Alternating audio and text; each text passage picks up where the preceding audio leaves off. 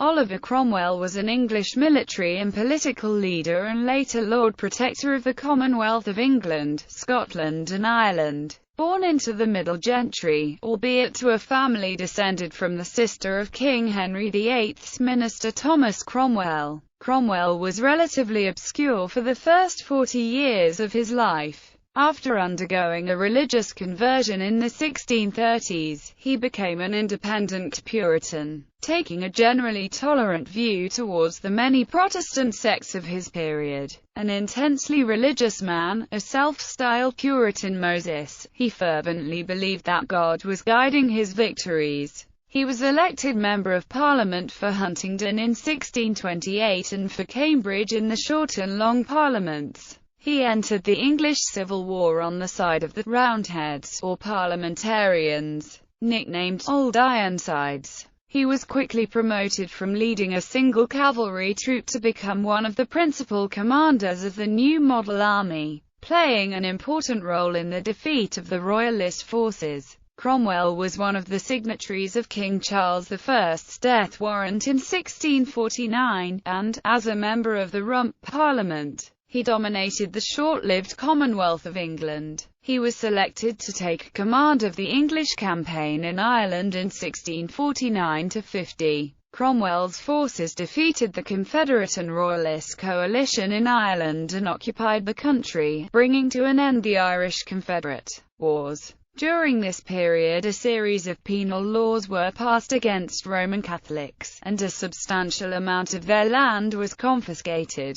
Cromwell also led a campaign against the Scottish army between 1650 and 1651. On 20 April 1653, he dismissed the Rump Parliament by force, setting up a short-lived nominated assembly known as Barebones Parliament, before being invited by his fellow leaders to rule as Lord Protector of England, Wales, Scotland and Ireland from 16 December 1653. As a ruler he executed an aggressive and effective foreign policy. After his death from natural causes in 1658 he was buried in Westminster Abbey, but after the Royalists returned to power in 1660 they had his corpse dug up, hung in chains, and beheaded. Cromwell is one of the most controversial figures in the history of the British Isles. Considered a regicidal dictator by historians such as David Sharp, a military dictator by Winston Churchill, but a hero of liberty by John Milton, Thomas Carlyle and Samuel Rawson Gardner, and a class revolutionary by Leon Trotsky. In a 2002 BBC poll in Britain, Cromwell was selected as one of the 10 greatest Britons of all time. However, his measures against Catholics in Scotland and Ireland have been characterised as genocidal or near-genocidal, and in Ireland his record is harshly criticised. Early years. Cromwell was born in Huntingdon on 25 April 1599, to Robert Cromwell and Elizabeth Stewart. He descended from Catherine Cromwell, an elder sister of Tudor statesman Thomas Cromwell, a leading minister of Henry VIII, whose family acquired considerable wealth by taking over monastery property during the Reformation. Catherine married Morgan ap William, son of William ap Yevon of Wales. The family line continued through Richard Williams, alias Cromwell, Henry Williams, alias Cromwell, then to Oliver's father Robert Cromwell, who married Elizabeth Stewart, probably in 1591. They had 10 children. Oliver, the fifth child, was the only boy to survive infancy. Cromwell's paternal grandfather, Sir Henry Williams, was one of the 2 wealthiest landowners in Huntingdonshire. Cromwell's father Robert was of modest means but still inside the gentry class. As a younger son with many siblings, Robert inherited only a house at Huntingdon and a small amount of land. This land would have generated an income of up to £300 a year, near the bottom of the range of gentry incomes. Cromwell himself in 1654 said, "I was by birth a gentleman, living neither in considerable height, nor yet in obscurity." He was baptized on 29 April 1599 at St. John's Church, and attended Huntingdon Grammar School. He went on to study at Sidney Sussex College, Cambridge, then a recently founded college with a strong Puritan ethos. He left in June 1617 without taking a degree, immediately after the death of his father. Early biographers claim he then attended Lincoln's Inn, but the inn's archives retain no record of him. Fraser concludes it was likely that he did train at one of the London Inns of Court during this time. His grandfather, his father, and two of his uncles had attended Lincoln's Inn, and Cromwell sent his son Richard there in 1647. Cromwell probably returned home to Huntingdon after his father's death, for his mother was widowed and his 7 sisters were unmarried, and he, therefore, was needed at home to help his family. Marriage and family. On the 22nd of August 1620 at St Giles Without Cripplegate, 4 Street, London, Cromwell married Elizabeth Boucher. Elizabeth's father, Sir James Boucher, was a London leather merchant who owned extensive lands in Essex and had strong connections with Puritan gentry families there. The marriage brought Cromwell into contact with Oliver St John and with leading members of the London merchant community, and behind him the influence of the Earls of Warwick and Holland. A place in this influential network proved crucial to Cromwell's military and political career. The couple had 9 children. Robert died while away at school. Oliver died of typhoid fever while serving as a parliamentarian officer. Bridget married Henry Ireton. Charles Fleetwood. Richard, his father's successor as Lord Protector. Henry, later Lord Deputy of Ireland. Elizabeth married John Claypole. James died in infancy. Mary married Thomas Bellicester, 1st Earl Fauconberg. Francis married Robert Rich, son of Robert Rich, 3rd Earl of Warwick. Sir John Russell, 3rd Baronet. Crisis and recovery. Little evidence exists of Cromwell's religion at this stage. His letter in 1626 to Henry Downhall, an Arminian minister, suggests that Cromwell had yet to be influenced by radical Puritanism. However, there is evidence that Cromwell went through a period of personal crisis during the late 1620s and early 1630s. He sought treatment for Valder melancholicus from London Dr. Theodore de Mayerne in 1628. He was also caught up in a fight among the gentry of Huntingdon over a new charter for the town, as a result of which he was called before the Privy Council in 1630. This signified a major step down in society compared with his previous position, and seems to have had a significant emotional and spiritual impact. A 1638 letter survives from Cromwell to his cousin, the wife of Oliver St John, and gives an account of his spiritual awakening. The letter outlines how, having been the chief of sinners, Cromwell had been called to be among the congregation of the firstborn. The language of this letter, which is saturated with biblical quotations and which represents Cromwell as having been saved from sin by God's mercy, places his faith firmly within the independent beliefs that the Reformation had not gone far enough, that much of England was still living in sin, and that Catholic beliefs and practices needed to be fully removed from the Church. Along with his brother Henry, Cromwell had kept a small holding of chickens and sheep, selling eggs and wool to support himself, his lifestyle resembling that of a yeoman farmer. In 1636 Cromwell inherited control of various properties in Ely from his uncle on his mother's side, and his uncle's job as tithe collector for Ely Cathedral. As a result, his income is likely to have risen to around £300 minus £400 per year. By the end of the 1630s Cromwell had returned to the ranks of acknowledged gentry. He had become a committed Puritan and had established important family links to leading families in London and Essex. Member of Parliament 1628–29 and 1640–42, Cromwell became the Member of Parliament for Huntingdon in the Parliament of 1628–1629, as a client of the Montague family of Hinchingbroke House. He made little impression. Records for the Parliament show only one speech, which was poorly received. After dissolving this Parliament, Charles I ruled without a Parliament for the next 11 years.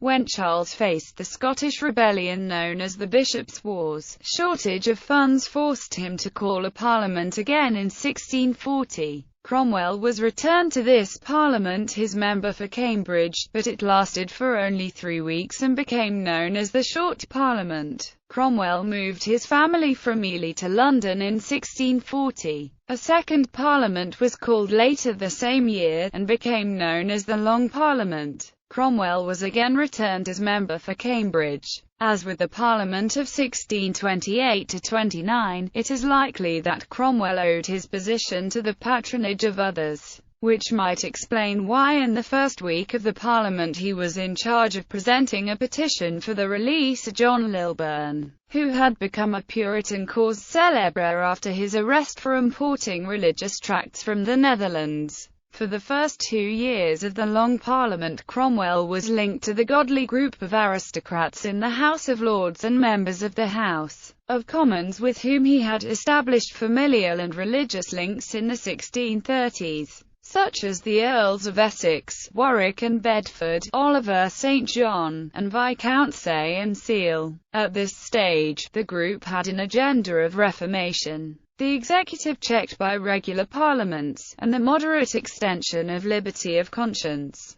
Cromwell appears to have taken a role in some of this group's political maneuvers. In May 1641, for example, it was Cromwell who put forward the second reading of the annual Parliament's bill and later took a role in drafting the Root and Branch Bill for the abolition of episcopacy. Military commander, 1642–46. English Civil War begins. Failure to resolve the issues before the Long Parliament led to armed conflict between Parliament and Charles I in late 1642, the beginning of the English Civil War. Before joining Parliament's forces, Cromwell's only military experience was in the trained bands, the local county militia. He recruited a cavalry troop in Cambridgeshire after blocking a valuable shipment of silver plate from Cambridge colleges that was meant for the king. Cromwell and his troop then rode to, but arrived too late to take part in, the indecisive Battle of Edge Hill on 23 October 1642.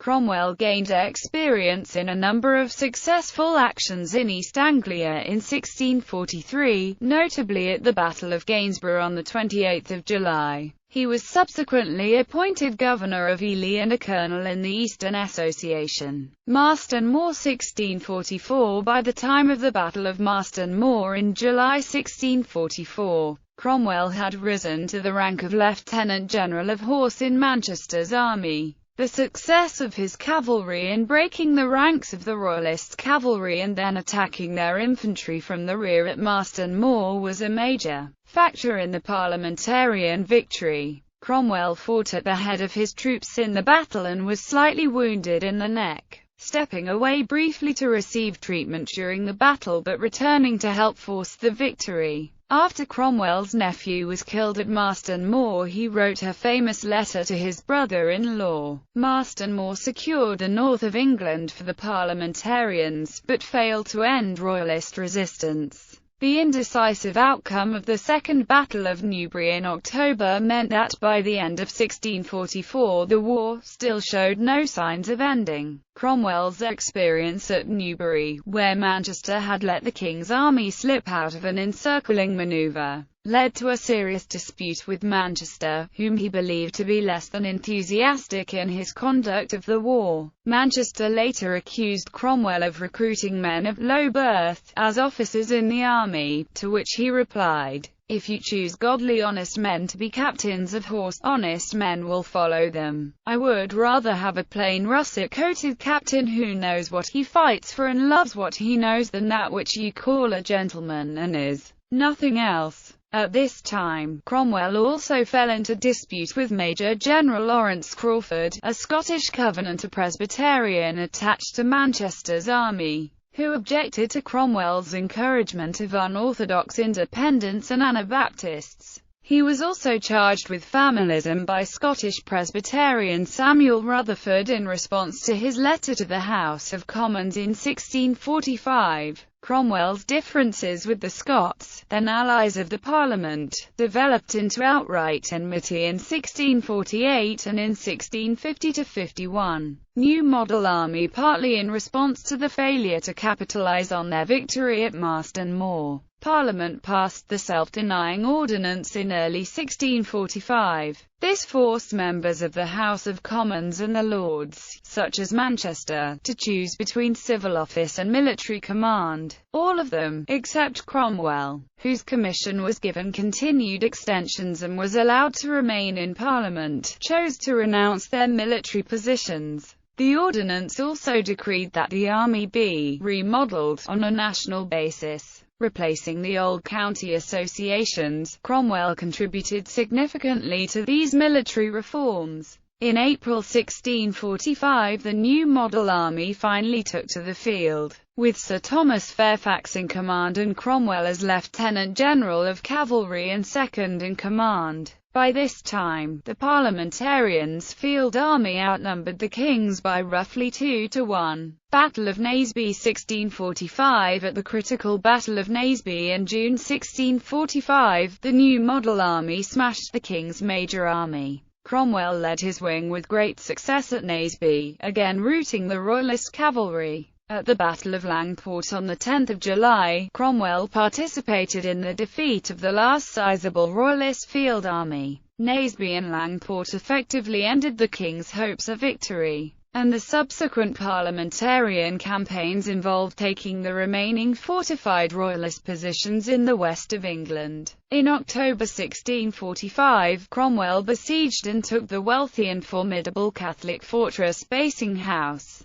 later to be accused of killing 100 of its 300-man Royalist garrison after its surrender. Cromwell also took part in successful sieges at Bridgewater, Sherborne, Bristol, Devizes, and Winchester, then spent the first half of 1646 mopping up resistance in Devon and Cornwall. Charles I surrendered to the Scots on 5 May 1646, effectively ending the First English Civil War. Cromwell and Fairfax took the formal surrender of the Royalists at Oxford in June. Cromwell's military style. Cromwell had no formal training in military tactics, and followed the common practice of ranging his cavalry in 3 ranks and pressing forward, relying on impact rather than firepower. His strengths were an instinctive ability to lead and train his men, and his moral authority. In a war fought mostly by amateurs, these strengths were significant and are likely to have contributed to the discipline of his cavalry.